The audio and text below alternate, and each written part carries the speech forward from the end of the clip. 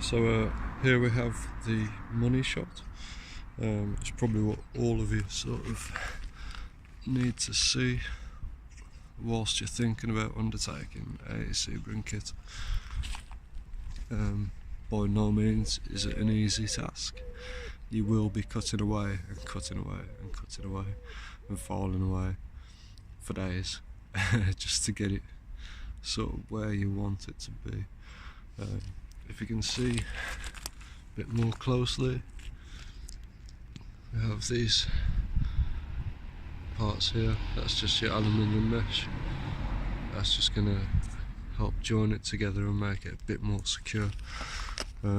This is in its early stages of being applied. As you can see, I've taped up just below the light.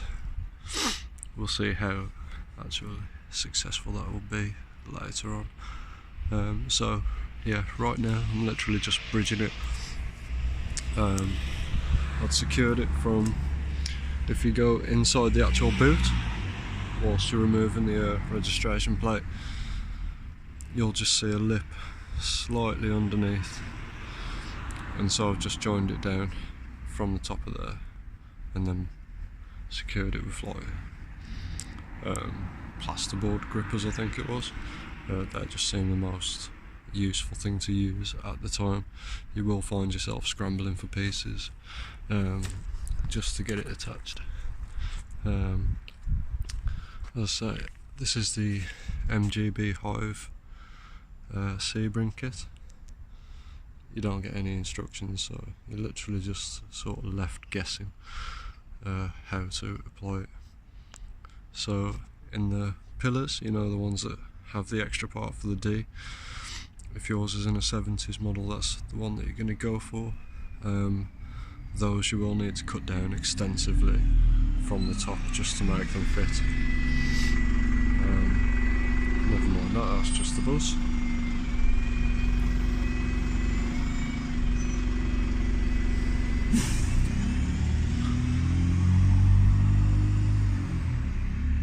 No, that's fucked off.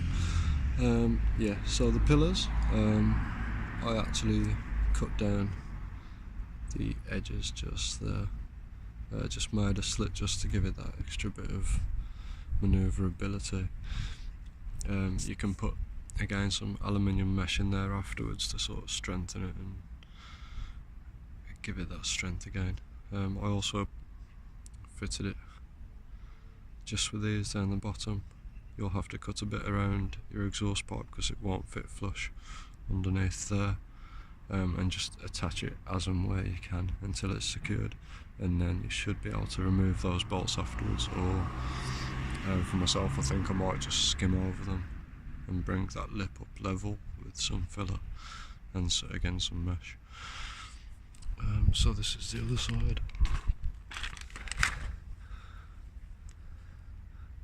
The more eagle-eyed of you will see that I've given it a little bit of a clean. It does get covered in flipping crap whilst doing it. I've actually sanded down this area here, right down, just to try and give me that extra space to sort of blend it in properly. By no means will this actually fit perfectly first time. You will most definitely be cutting down and blending in. It'll sort of force you to work into the original bodywork, which isn't ideal if you want to make it so it's returnable to original condition afterwards. Somebody might want a chrome bumper it, you never know. But yeah, you should consider all these things as you're going to be devaluing the car if you don't do a perfect job.